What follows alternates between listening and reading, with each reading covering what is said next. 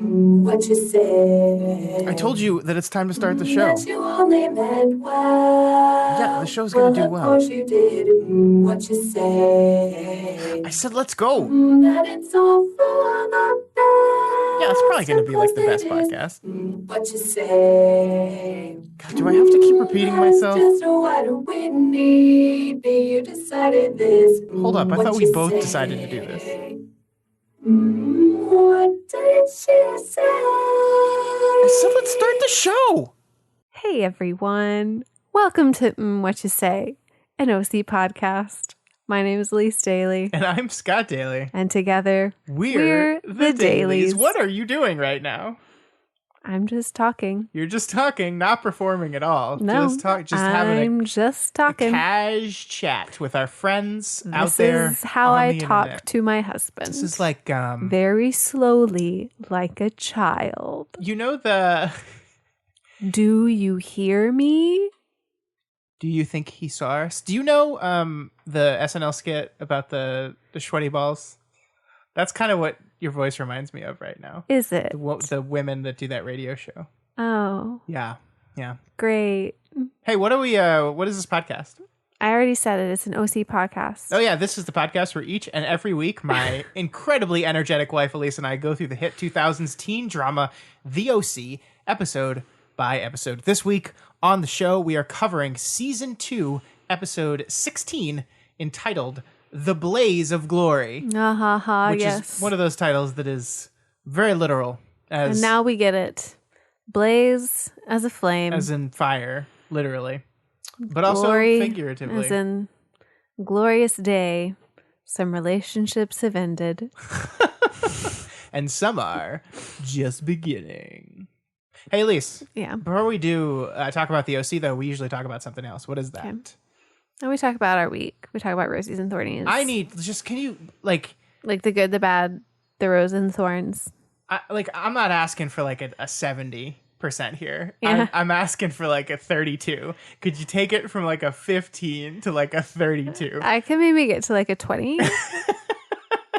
Is that good? I will compromise on 20. Take it to 20. I'll take it to 20. Is this 20? This is 20. This is 20? This is 20. 2020. Tell me what the roses and thornies are. I already said. Did you? Yes, I just said it. It's the good, the bad, the rosies, the thornies. We look back on the week, and if you were listening to me, you would have heard it. Or do you need me to slow down?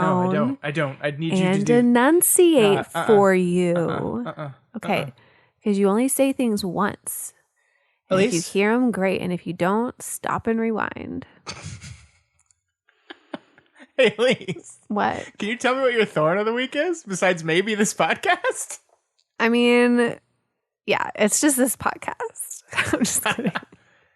No. What's your thorn? I mean, I had to pick something, so I had to spend money on my car this weekend. And they tried to upsell me and make me do all this other stuff when I went in just for an oil change. So I said no. You tell him. I did. Who needs... Let me tell you something about Who cars. needs spark plugs? Yeah. If there's one thing a car does not need, it's a spark plug. I Right. mean, come on. Nobody needs spark plugs these days. What a total wreck. Who cares if one was completely burned? That is not true.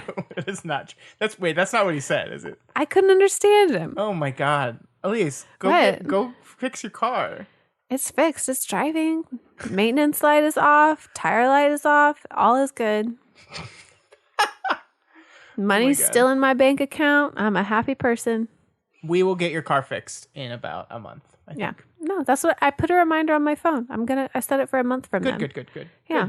Good. I'm glad. We'll go get spark plugs and a fuel injection. Yep, just inject that fuel. Yeah, the fuel injector, a pretty pivotal part of a vehicle, I believe. You know what? You just inject it manually. Really? Yeah. Who uses cars much these days anyway? I mean, Everyone that- works from home. That is true, though. That is true. It is true. Is that it? Are you done? Yeah, I'm done. What's your thorn?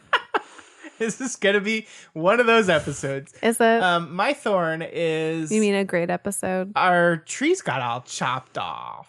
Why is that a thorn? Well, it's a thorn because it changed my morning. And Why? Because so here's Because now there's more sunlight and it's pretty. It's too much. It's too much sunlight. It's too much. I need darkness in the morning. I mean, this entire house, no joke, is shaded by trees. There's not anymore. It's like a canopy over the entire lot. Sure. So we had a storm a week ago. We talked about this last week. It's a good thing we had it done before these two other storms come through. Yeah, these two hurricanes. We had a bad storm. Isn't that supposed to hit tomorrow? As I was watching the storm blow in, I was looking at our tree limbs and I was going, those could fall down. And if they do that, that would be bad. And so we called our landlord and we said, hey, could you send a tree service out here to trim our trees? And they said, yeah. And they did that. And they came today. And I'm going to add on to that, Thorn. They broke our gate. Yeah, they broke our gate. That gate that I complained about last weekend because they broke it more. It was not shutting. Mm-hmm. Well, in order to get all these tree branches out, I peek outside and they had removed the gate. So I was like, oh, wow, they unscrewed it. They're going to put it back. No, they hadn't removed it with a screwdriver. They just broke it. Yeah, they broke our gate. And then they just put it back and pretended like it was fixed. I'm sorry, what? Yeah, I expected them to knock on the door and be like, hey. Yeah, nothing. We broke your gate. They better have called the landlord and said that they broke it because otherwise, Do that again, please. What? Just say it. Otherwise, What? With this attitude you have right now, it's delightful. Thanks. Yeah, don't get in my way. I will definitely bite your head off. So my point with the thorn, though, is that because we trimmed the tree trimming needed to happen, but there was this really nice thing where the tree branches interwove right over where my office window is. And obviously I've been spending a lot of time in this office for the past 6 months. Yeah. And just in the morning, it would normally be very bright, but the way the trees interlocked, they shaded my room. So I think there's enough light in here. There's enough light in here where I don't need to turn the lights on. But this morning it was bright. It was too bright. And now it's like, oh no, it's going to get hot in here again. I'm going to have to close the shades. And I don't like closing the shades. I don't like doing that. You don't like closing the blinds? No, I like being able to see outside. You used to never open up the blinds. Yeah, but then I started spending every day in here. And I open the blinds every morning. Now I can't anymore. I mean, you can. That's you my just can thorn. Angle it a little bit more. Stupid trees needing trimming. Yeah, Isn't it weird how when you get a tree trimming, they don't trim the bushes? Well, no, that's not. I wish they did. That's not their job, though. They should. It always looks like they trim way more than you think they should. I know they know what they're doing, but you look at what's left of your trees and you're like, damn, tree, are you okay? Man, I would not want that job. And no. They looked like they were up doing some dangerous stuff. Yeah, it's crazy shit. Yeah. Totally. Yeah. Totally. Hey, what are you happy about this week? What's your rose? I've really enjoyed some creativity in the kitchen. Please expand upon that. So Scott's been doing this really great thing about cooking, during the week and just being an all-around good stay-at-home husband. And so we get these things called leftovers. What are those? When you don't eat the whole meal and so you put it up in your Tupperware and put it up in the fridge. I don't know if you actually needed to explain what a leftover was. You asked me, what are those? I was being a little sarcastic. Well, I was going to explain it. Some people maybe don't eat leftovers and some people just throw it away and are wasteful, and shame on you if you are listening. Anyways, so sometimes when you have leftovers, it's cool because you can take the leftovers and not just eat it as the meal that it was made as, but kind of, shake it up a little bit. So I wish you could see the shoulder shimmy Elyse just did when she said shake it up. I'm sure they could imagine it. So Scott was doing some real good cooking in the kitchen, and I decided to get creative with the leftovers. What'd you make? I made shrimp toast. What is shrimp toast, Elyse? I don't really know if it's going to sound good to anybody else, but it sounded delicious to me, and it was delicious. Okay. So I just took a piece of bread and I toasted it, and then I put just a very thin layer of mayonnaise because it's not very good for you. Mm-hmm. And then I took the shrimp that you had made, which was this rosemary garlic or rosemary lemon shrimp. It was delicious. It's so good. So then you put that on top of it, and then you put some capers on top of that. Yeah, we just had capers lying around. It was like Sunday brunch, Elyse style. I mean, that's our weekend. We eat capers, we do capers. That's what our lives are. Yeah, that's our lives. What? That's our You lives. want to go on a caper this weekend? Yep, let's do it. What are we going to caper? I don't know. You pick. Let's do a caper Okay. to get more capers. And then eat some We have a shrimp lot toast. of capers. Oh, well, never mind then. Ruined. Okay, yeah. But anyways, I just think it's fun to like play with leftovers and see what else you can make. I didn't get to eat any of that. I wasn't hungry when you were eating, so. Yeah, I wonder why. Well. Scott, tell me about your rose. My rose, I'm going to try to be as non-specific as possible for reasons that will become very apparent. My rose is, as some people that listen to the show regularly know, I have been either furloughed or unemployed since March. Gosh, no, April, no, May, I think. April, May. May, I think. And since July, I've been really looking for a job. It's been my job to find a job, and I just haven't had a lot of success. I think everyone knows what's going on in the world right now, especially right in our country right now. It's a really bad time to be looking for a job, and I have not had a lot of success. But this past week in particular, I've made a lot of good progress. Things seem to be moving, and things seem to be looking good. I don't know what's going to come of them, but things are looking good, and that is very happy to me. I'm proud of you. Yeah, I hope things go well. That's all I'll say. Maybe my rose next week will be very good news or not. We'll see. I hope so. Hope it's good news. Yeah, so do I. But that is my rose. Short and sweet, but I'm very happy. It's just like, you do it for a while and I think most people know this feeling. You're just filling out application after application. You're doing them every day, 5, sometimes 10 a day, and you just don't get any bites on anything. And it's like, wow, okay. Yeah. I got an email today from a company based in Seattle. Oh, But I don't want to move to Seattle. I'd like Seattle. We can't just move to Seattle, Elyse. Yeah, I'm kind of in the middle of a job right now. Yeah. I do like Seattle, but we can't just move there. I mean, why not? I guess let's move to Seattle. Was this the email? Yeah, I opened it right here. I was just trying to see if, like, they said you can work from Dallas. I mean, hey, why not just ask if you can? Sure. Then you could go and visit and take me with you. Oh, okay. Hey, Elyse, let's stop talking about job stuff and let's talk about The episode? the Orange County. What I guess people are here for? I don't know. It's really tough to tell sometimes. What do you come for? Me? Yeah. I love watching the show. So would you watch the show if we didn't do the podcast? Probably. Okay. So when we stop the podcast We're not after this week, We're not then doing we'll that. still watch We're not the doing show. that. We're not doing that. Okay. Talk to me about this episode. What episode is it? The Blaze of Glory. It's the 16th episode of season 2 of the OC. This episode introduces us to both a new writer and director to the series. Do you know that, Scott? I did not know that. Yeah, first timers for both of them. It was written by Mike Kelly and directed by Robert Duncan McNeil. I'm sorry, Mike Kelly. Was it Mike or Mikey? I don't know. Maybe it's Mike. We'll call him Mikey. Mikey Kelly goes on to write 5 more episodes of the OC, but poor old Robert Duncan McNeil, he only gets to direct 1 more episode.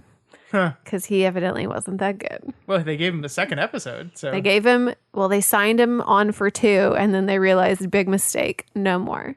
It originally aired on March the 17th, 2005. We're going to get sued. Why? by the team of Robert Duncan McNeil. Excuse me? That was mute. He did not do anything wrong. Stop spreading slander. Whatever. I know the truth. March the 17th. Yeah. Wow. Happy St. Patty's Day. Wow. This Right? week. That's St. Patty's Day. I don't think. Is St. Patty's Day the same day? Yeah, every year. Hold on. It's When true. is St. Patrick's? St. Patrick's Day, March 17th. Yeah. You're welcome. There you go. Wow, that's a good memory you got there. I just know important Just holidays. obscure holiday memory up in that head. You do know that I work in an elementary school, and so it's a really big deal for you to have dress-up days. I suppose that's true. Yeah. All right, Elyse, April Fool's Day is April the 1st. Okay, well, yeah. When is July 4th? Sometime in June. Hey, Elyse, can I give the overview of the episode? Fine. This week on the OC, it's like last year all over again, with Seth and Summer back together. Seth sets his sights on bringing Ryan and Marissa back together, too. And what better place for them to rekindle their love than the spring beachside bonfire? But not if Alex has anything to say about it. Also, Kirsten is working a little too hard to get the wayward Carter to take his new magazine job seriously, and Julie enlists Sandy to help out with her whole porno situation. Elyse. Yeah. What did you think about this week's episode? You know, it's got some things I like. It's got some things I didn't like. The whole is continuing forward. The recurring beat of let's just be like last year. It's just like last year. It's just like it was funny the first couple times. It was and very then it was a self-referent. dead horse, you know? Did you watch the show live? You did not. No. I'm wondering if this is them specifically addressing the criticisms they were getting. I mean, maybe so. Who knows? It kind of feels like it. Like there's this whole speech between Seth and Ryan at the very beginning of the episode where it's like, hey, maybe you're just like thinking last year was better because it was new then. And like, I'm wondering if it was meta. Yeah, it feels like it. They like to do that a lot, so Yeah. I think it might have been. Yeah, but you didn't. It doesn't seem like you liked the episode very much. I mean, it was okay. It was okay. I continue to like the Seth and Summer dynamic. They didn't have a lot to do. I continue this week. to That's like probably why you the didn't like it. Ryan on his own dynamic. I continue to like even though it's hard to watch, at least the investment in Sandy and Kirsten. You know, it was okay. It was just a middle of the road episode for me. Okay. You know, you came off of a high of 2 in a row, and now it was just like, didn't quite live up to it. But that's fine. You know, you can't always have a rainy day episode. What? Yeah, you're right. You're right. I, on the other hand, liked it quite a bit. Well, good for you. I really, Jesus. You liked that Mikey Kelly? I did. Mikey Kelly did a good job. Yeah, well, he gets more episodes. No, I think there's a lot to like here. I'm liking all the plot lines our characters are going on right now. I do agree it's a little too much, the self-referential, like, hey, just we're doing last year again. But I liked last year, so I'm into it. I'm into the porno plot line. Of course you are, aren't you? It's hilarious. It's really funny. I'm really into the Seth and Summer stuff as well. I think I have some bones to pick with the show about how they handled Alex this week, but I do think that the Marissa and Alex breakup was nice, and interesting. So, yeah, I thought there was a lot to like here. I thought this was a good episode. Not great, not all timer, but pretty good. Pretty good. Middle of the road. It's a little above middle of the road. You're like 55. Yeah. Okay. Hey, Elyse, why don't we move into our roses and thorns of the episode? Tell me, what is your least favorite part of this episode? Okay, Scott. Yeah, go ahead. Rant away, baby. With season 1, everyone thought that the only way to help Marissa, the only way to reach Marissa is Ryan. And again, because they keep falling back in this episode to, well, what happened in season 1? They're trying to use Ryan in order to reach Marissa again. And you know, it's just going to end badly because you're going to get into the whole Ryan just tries to save Marissa over and over again because Marissa makes poor decisions, and Ryan just goes and tries to find someone to help because he can't figure out how to invest time in bettering himself. And so he just tries to, you know, numb himself by helping others. And it frustrates me. And I just wish that they would let Marissa and Ryan die. So you don't want Marissa and Ryan to get back together? No. Which it seems like we're definitely moving toward. I'm totally on the Summer boat where it's like Seth and Summer, they work together. Marissa and Ryan, they just don't work. I mean, they don't, but that's what makes the drama, baby, is them trying. I don't want the drama. I don't want that drama.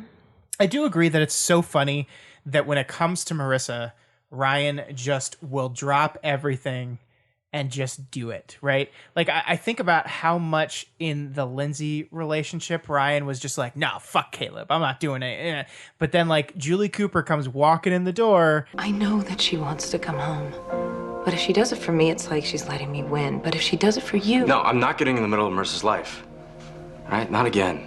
Especially her relationship with Alex. This is not about Alex. It's about Marissa and her future, which we can both see is slipping away from her.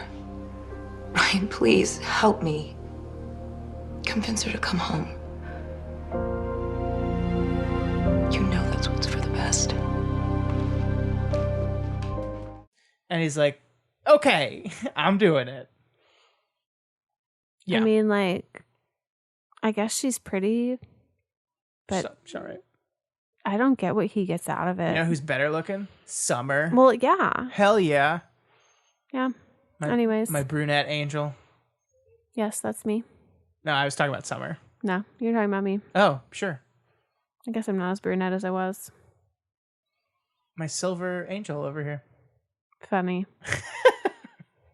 My bald man over there. Yeah, that's a look. It's a look. I'm pulling it off, baby. Is it? Yeah, Is that why you have your head shaved? totally. It's a choice. It is a choice. I make that choice every day.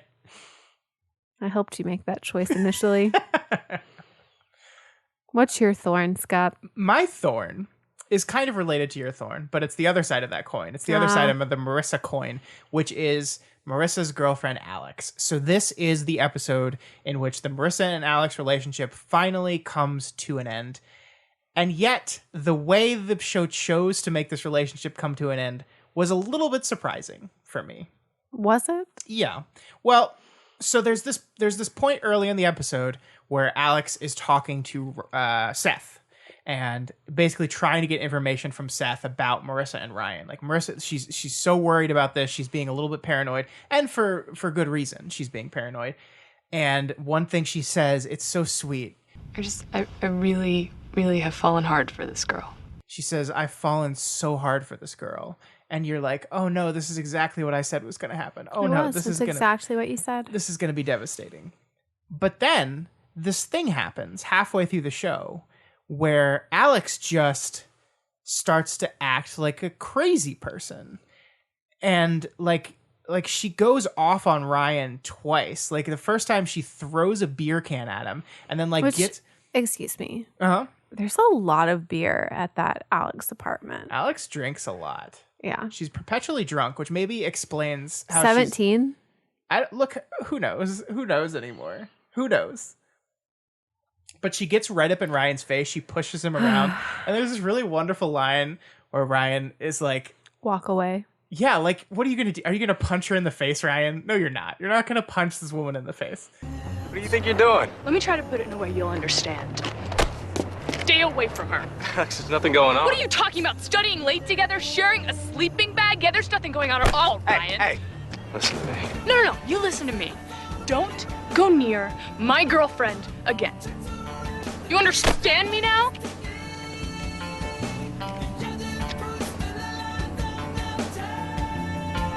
Walk away. I'm gone.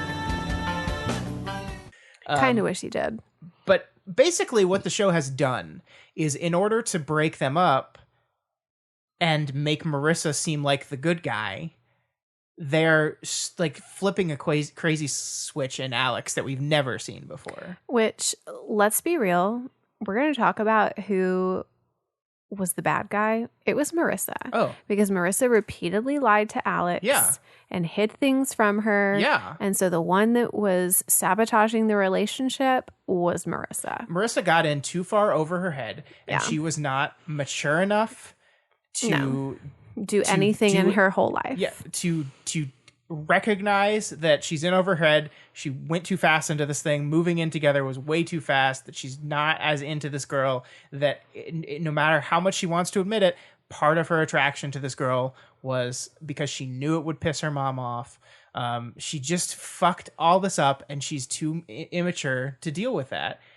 But the show didn't really say any of that. The show had Alex flip the crazy switch and just be nuts and just show up at the freaking bonfire beach party with two dudes that could beat up Ryan. And it's just like, oh my gosh. You know, my favorite part though was what? When Ryan complimented his wrist cuff. I like the wrist cuff. Hey man, cool wrist cuff. Because Ryan loves the wrist cuff. He loves a good wrist cuff. I loved that part. So yeah, I mean, there is a really nice conversation at the very end of the episode once everything is calmed down, where Marissa and Alex just talk and Yeah. like both come to the understanding that this isn't working. We need to break up. It ends on a hopeful note for Alex, who says she's going to go back to school. Go back home. yeah, go back Save money homes. after Yeah. you're emancipated and don't like your parents. Yeah. Right. I mean, hey, turn a new leaf. Yeah, there you go. As long as that's what you want to do, Alex, go for it. I think that breakup scene is very good. The actual breakup, but everything they led up to get there, it's like they're so afraid to make their main characters the bad guys that they have to completely change characters suddenly to make that happen.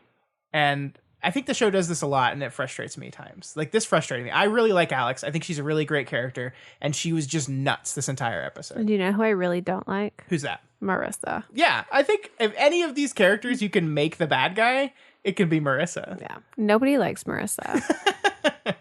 The only person that likes Marissa is Ryan. Summer, I don't even think likes Marissa. They're best friends. No. They're besties. By just like default and not wanting to hang out with anybody else. You know, that is true, that they don't like hang out together very much anymore. No. Yeah. Yeah. Summer just doesn't want to have to make any new friends. So she just keeps Marissa around, Yeah, but I mean, really only hangs out with Seth. her decision to date Seth, basically, she committed social suicide. So Yeah. She doesn't have any other friends. No. Nope. My rose, are you ready? Yeah, I'm ready for your rose. What is your rose of this episode? So Scott, Uh-huh. we got through the whole Rebecca, Sandy, Kirsten thing, and Sandy was just completely oblivious to Kirsten's,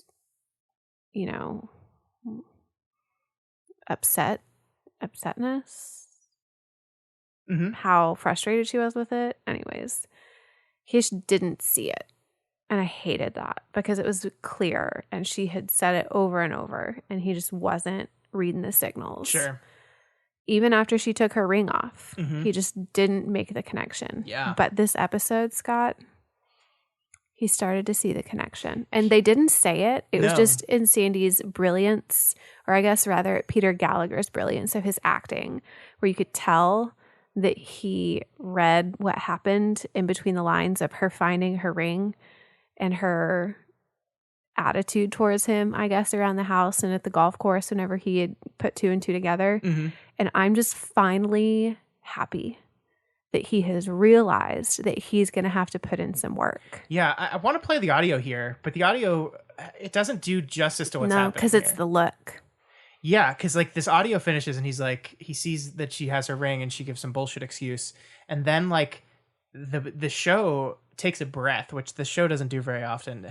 Kirsten has walked off and Sandy is sitting alone at the driving range. And he just sits there, and before he swings, he pauses a little bit.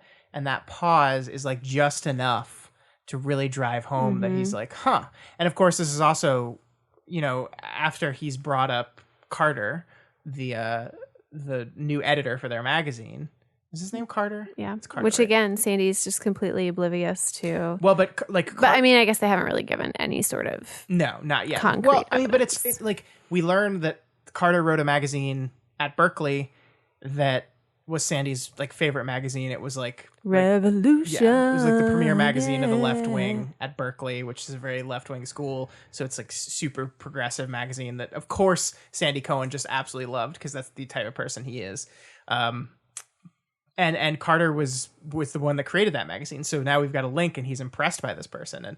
But I mean, the great thing about this, I think, to me, Elyse, and the reason I'm liking the storyline so much is because they haven't really crossed the line yet, where it's obvious that they're doing something romantic between these two people here. Yeah. But like, it's very subtle in this episode because all that's happening is Kirsten is, for whatever reason, like really wanting to hook this guy for the magazine. Like, so in the episode, he basically decides he's going to quit, or he's trying to get fired because he's miserable. He misses a meeting because he's too drunk, and she goes over there and tries to talk him out to it. And he's like, yeah, well, just mark me down for missing all the meetings from now on.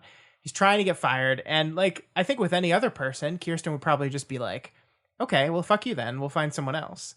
But for whatever reason, she continues to try to get this guy backed on the magazine. And I'm sure in her mind, it's because he'd do such a great job and he'd turn it into something that's not just stupid Newport Face magazine.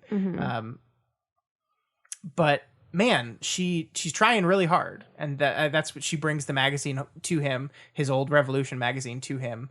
And it works and gets him reinvigorated and reminds him of what's important. And yeah, I mean, what they're doing is like they're slow playing her eventual attraction to him. I can tell that's happening already. Yeah. And yeah, I mean, I think it's good that Sandy recognizes that something's going on here.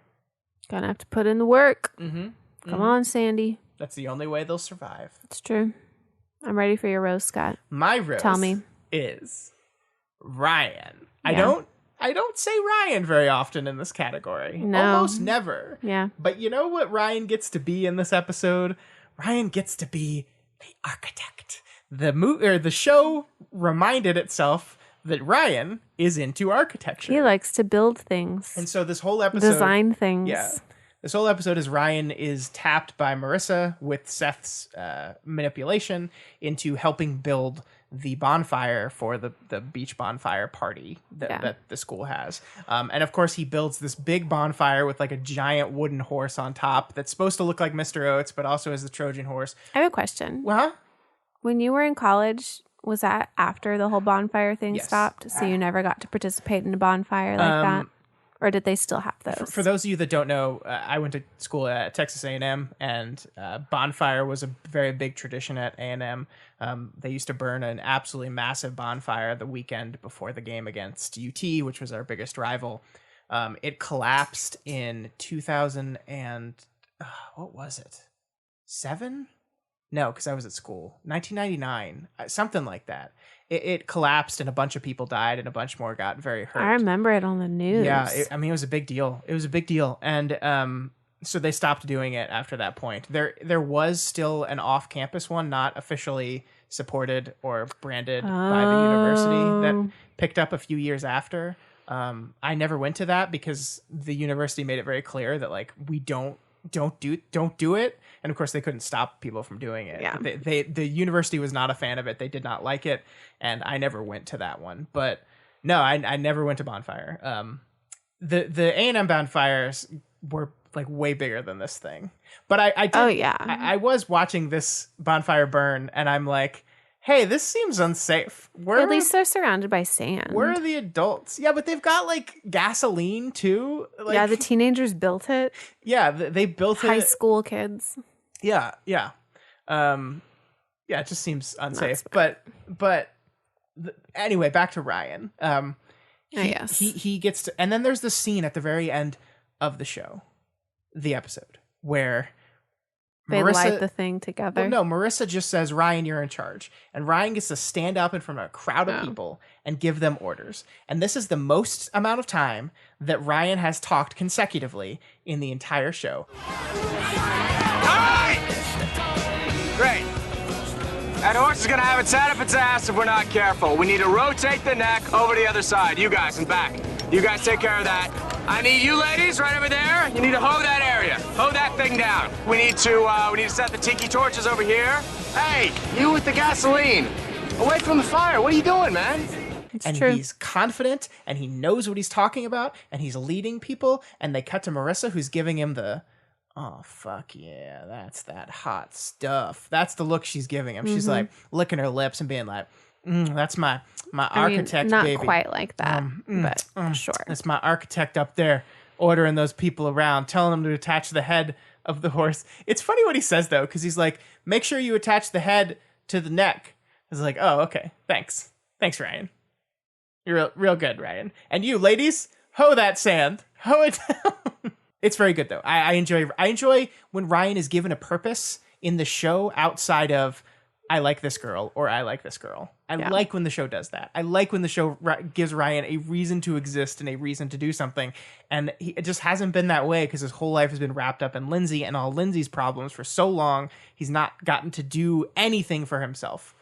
And this was Ryan getting to be architect Ryan again. And But did he do it for himself or did he do it for Marissa? Look, he did it for himself and for Marissa, but also for Captain Oates, who needed an effigy to be burned in his name. Okay. So that's my story, and I'm sticking to it. Are you ready? For what? The next section. What is the next section? Is this all you want to talk about in the episode? Is there a lot of other stuff I'm going to talk about during the relationship? Can I talk about my hidden favorite part of the episode, though? Fine.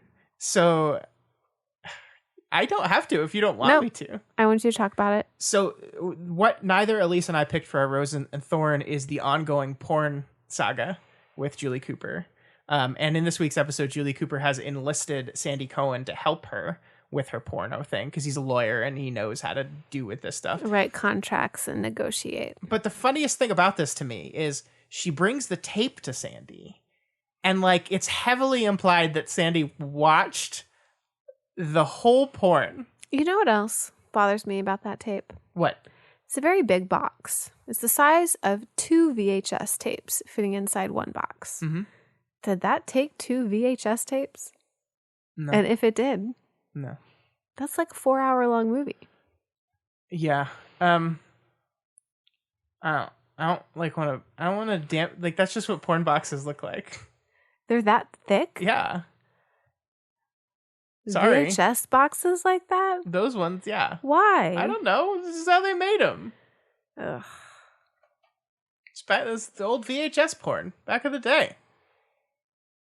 Obviously, I don't have any of those that I'm familiar with. Yeah, me neither. No, you do. You know what they look like. What? At least I've watched a lot of movies, okay? I watched Boogie Nights, okay? Sure. I am an expert of pornography. The point is, Sandy watched Julie Cooper's porn, and he watched it all, and there was no reason to do that.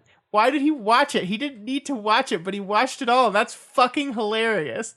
It's also disgusting. He's seen 80s Julie Cooper fucking get down. Like boobies out, like getting rammed by some pizza dude. That's hilarious. Ugh. That is the funniest thing in the world. That's his mother-in-law. You just made it better. You just made it better. Did I? Yes. It's gross, isn't it? It's so wonderful.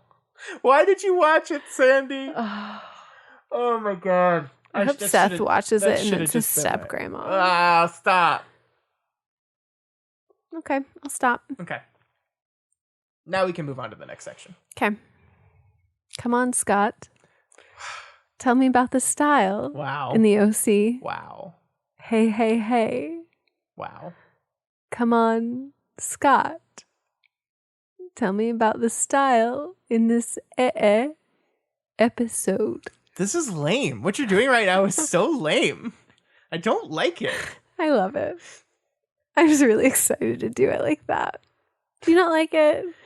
Do you need me to redo it? No, you're good. No, I can redo it. No, you're absolutely fine. Are you ready, Scott? I can take it from a 20 to a 60. No. No, Scott. Fine, do it. Come on, Scott. Tell me about the style in the OC. Hey, hey, hey. Come on, Scott. Tell me about the style in this episode, yeah. God, you are a consummate professional. Look at that. That took a lot out of me. I'm so proud of you. You fucking nailed I'm it. exhausted. I'm going to go right to bed now. No, we got to finish the episode, though. You want to talk about some fashion? I want to focus on the men's this week. We're going to talk about the dude fashion. Okay, tell me about it. First up, we have Ryan, who the big theme of this week's episode is spring is here. And so they're going for a very like spring look. And Ryan's spring look is his usual white tank with his usual button down over it. But they got like, it's all unbuttoned and open. And he's like, oh, it's so hot. And he's got the sleeves rolled up. And he's like, oh, it's so hot out. Oh. It's very spring look. It's real hot out. Oh, Ryan. Oh, just give me something, Elyse. Just give me something. Look at this look. What do you think of this look? It looks very unfinished. What do you mean by like, that? Okay, so you see his look with his button down that is open and the undershirt. Yep. And that just looks like he forgot to button his shirt and tuck it in because of the shirt he chose underneath. Now, if you look in the back, no, go up. Do you see the guy behind him who's wearing the same style of a button down that's open with a shirt underneath? Sure. And his actually looks like it was meant to be that way. Where Ryan's looks like he put his undershirt on and he had his shirt buttoned. And then he was like, I'm not stylish enough, so I'm going to unbutton it. But by doing so, I'm revealing to the world the shirt that really should not be seen. I think you're right. I think you're absolutely right. Because the guy behind him is wearing a t-shirt. This is a tank top. And it is not a good looking tank to have exposed in this way. Totally agree. Terrible. You know what the other problem is? Look at this. No wrist cuff. Yeah, just Where's a the watch. Wrist cuff? Just a watch? Where's the wrist cuff, buddy? He's not that type of guy anymore. Yeah, he's changed. He's totally changed. You know who hasn't changed? This fucking guy. Seth Cohen. Seth Cohen's outfit, spring outfit, is a white t-shirt underneath. It's another like undershirt. Like, both of them are just wearing white undershirts. Yeah. One just has a tank and the other has a t-shirt. But Seth's thing on top of the white t-shirt is a vest. An Argyle sweater vest.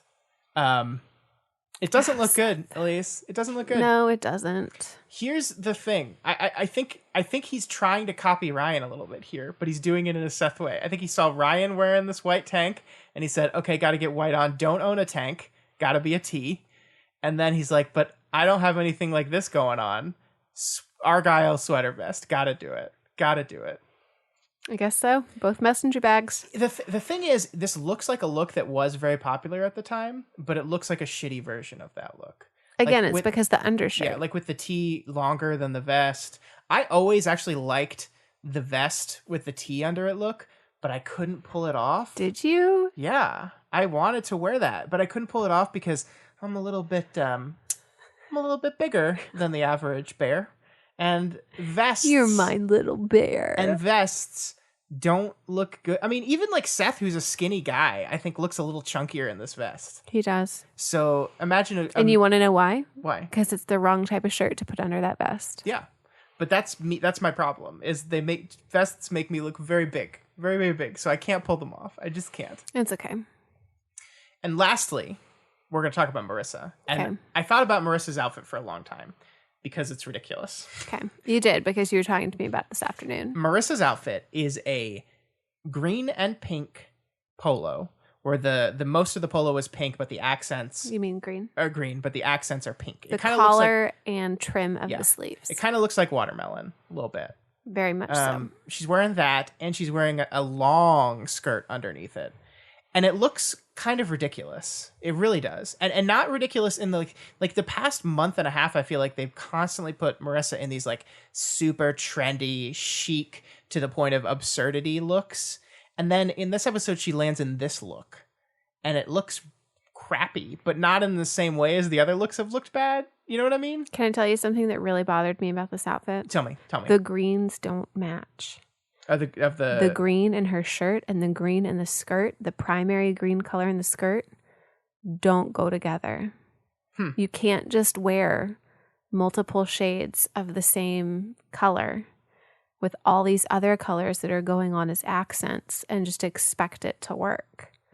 It doesn't look good. Yeah. I mean, you either got to go the monochromatic look, and so you can wear multiple shades, but they're all just going to be green. And you really need to be careful on how you pull that off. But she didn't do this the right way. Or the wardrobe person, rather, didn't do it the right way. Well, here's my theory about this outfit. Okay. Why I think it looks bad. Why it looks bad in such a different way. Yeah. I think what the show is trying to do with this outfit is I think it's trying to accentuate and highlight and draw attention to her childishness. This looks like an outfit I think you would put on a much younger girl, in my opinion. And I think what the show is, because a lot of what this episode is Marissa is really into this school stuff, this pep rally, this very high school teen focused stuff, and her girlfriend Alex is emancipated, works at a rock place and lives on her own. So she is very much not into that scene. And I think they're purposefully dressing Marissa to look younger, to look more teen high school-y, to really accentuate the difference between these two characters that inevitably leads to their breakup. That's what I think is going on here. And actually, that's a really clever choice, I think. I don't think the outfit looks good. I think it looks bad. But I do think it's a clever choice to say, like, we're going to try to make her look as young as possible here. Yeah. Do you think I'm right? I mean, she doesn't ever really wear school spirit items either. No. And But at the end, she wore a really baggy sweatshirt over her dress. Yeah. And it did not look good. But it was just But them it trying looked to high show school. It looked high school. she was in high school. Yeah, that's what they were doing here. And it's that's what the wardrobe department's job is. And I think whoever was head of wardrobe on the OC, we sometimes give them shit, but well done. Well done on this week's episode. In a weird way, well done. Yeah, Yes. yeah. Okay, Scott, we're going to move on to our last section. What is our last section? It's relationship status. All right. We're going to keep everyone updated on how the relationships are going and also pretty much fill you in on the rest of the episode. So first up, we have Sandy and Kirsten. Last week, they were at a 4 out of 10. This week, Kirsten found her wedding ring last week and is finally wearing it out in public again. Mm-hmm. She still seems distant with Sandy, but she speaks highly of him to Carter when Carter asks who had a copy of his old magazine, Revolution. Mm-hmm. Hopefully, there's hope to build Kirsten and Sandy up now that Sandy doesn't seem quite as oblivious as to Kirsten's cold shoulder. We're going to give him a 5 out of 10. Very just tentative 1 5. point. Very tentative. But she's wearing her ring now again. She is. But this Carter situation. I know. I don't know. Handsome divorced man. Mm-hmm.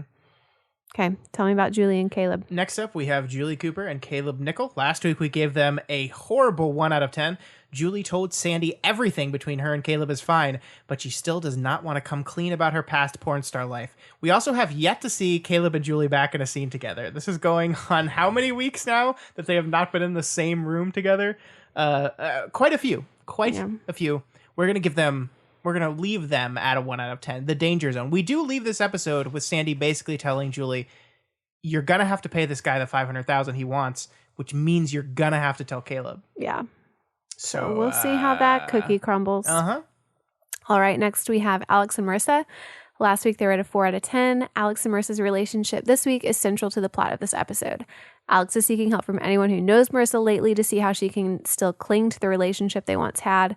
The more Alex works, the more apparent it is that Ryan actually spoke some truth this episode. If you have to work that hard for it, then it really isn't working. By the end, Marissa and Alex agree that they don't fit into each other's lives. It's the end of the road for these two. 0 out of 10. Ooh, and with that, they're off the board, Scott.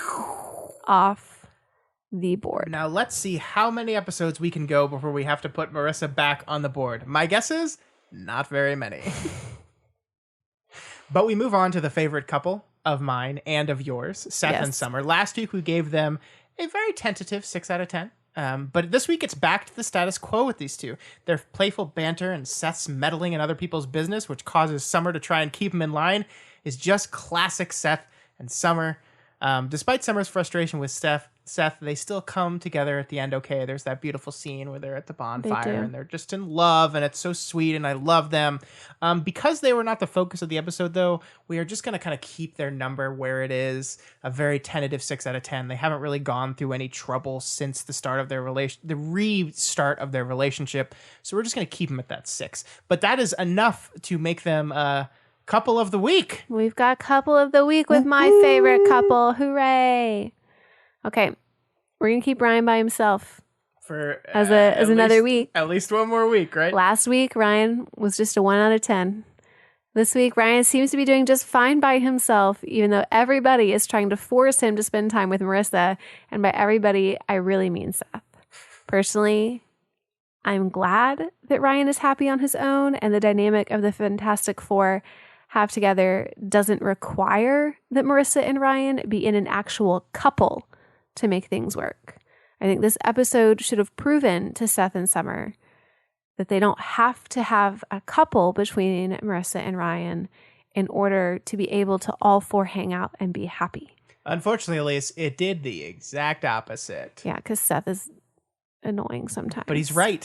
He was right. That's the whole episode. Is Summer's trying to stop Seth from putting Ryan and Marissa together. Seth is constantly trying to do it anyway. And at the end of the day, who is right? Seth. says the show. So I think Ryan I by don't think himself he's right. is not going to be a column very much longer. On But I gave him a our 4 sheet out here. of 10. A 4 out of 10 for 'Cause- self-love. Yeah. Okay. Yeah. What would you, if you had to give your relationship status of Elyse by herself, what would you give yourself out of 10? Me? Yeah. 8. Nice. Well done. Yeah. Well done. That's pretty good. I'm pretty good with You're pretty good with me you. and myself. I mean, I could give myself a 9, 9 and a Well, half. that's, you don't want to do that. But You sounded yeah. a little conceited. if Yeah, you do that's that. why I chose Yeah. 8. Yeah. What about you? 10. No, honestly, Yeah. right now, probably about a 5. I'm at a solid 5. Yeah. Me and myself. Yeah. Solid I can 5. see that. Thanks, babe. Yeah. Hey, you want to talk about the next week's episode? What is it called? The Brothers Grimm, The which means Brothers what, Scott? Grimm. Okay. What do you think? I don't know. Oh, okay. So who Bummer. has a brother? Who has a brother? Kirsten does not have a brother. Do you need me to tell you who has a brother? No, shut up. Does Sandy have a brother? No, Sandy doesn't have a brother, as far as I know. Does Sandy have any siblings? Yes. Okay. Oh, Ryan has a brother. Oh, no. That guy? Is he coming back? Oh, no. Oh, Trey. Oh, no. It's going to be problems in the OC. Oh, Trey. Oh, no. Okay. Hey, why have we not seen Trey, Scott? Because he's been in jail Yeah. for the crime that he and Ryan committed in the first episode You of know the it's show. going to be on previously on the OC? Them committing a crime? Probably so. All right, folks, that is all we have for you this week. We will be back next week to cover episode 17, The Brothers Grimm, in which apparently Trey is coming back. If you like I'm this, glad you got there on your own. it took I me- just gave you the name. It took me a little bit. Yeah, I got there. If you like this podcast, you can check it and all the other shows we do over at our website, doofmedia.com. Also, if you want to support us financially, you can do so at our Patreon account. That's patreon.com/doofmedia. That's where you can vote on each month's book club. I actually just put up a poll for September's book club right before we started this episode. So there are 5 books to choose from if you want to listen along and or participate in a deep dive discussion of these books. That's where you do to vote on which one. And then we will cover the book at the end of September. And on Friday, you'll be covering August's book club book. That is correct. So if you want to go snag that real quick and then read it super fast, what's the title, Scott? The title is The Memory of Empire, or A Memory of Empire? The Something Memory like of that. Empire? It's fine. Memory of Empire. Yeah. But we understand that you may not have money freely to donate right now, and that's okay. But if you happen to be listening to Apple Podcasts, you can just head on over there, drop us a rating and review, and we will be just as appreciative of that. Yes, we will. So that's all we got now, Scott. That is all we got. And Elyse, I just want you to know before you go that I love you. And if you were in a porno and are being blackmailed for $500,000, you can tell me. You don't have to keep that from me. Will you pay the $500,000? No. Well, then why tell you? I'm not in any of those. Yeah, we'll see. I'm not.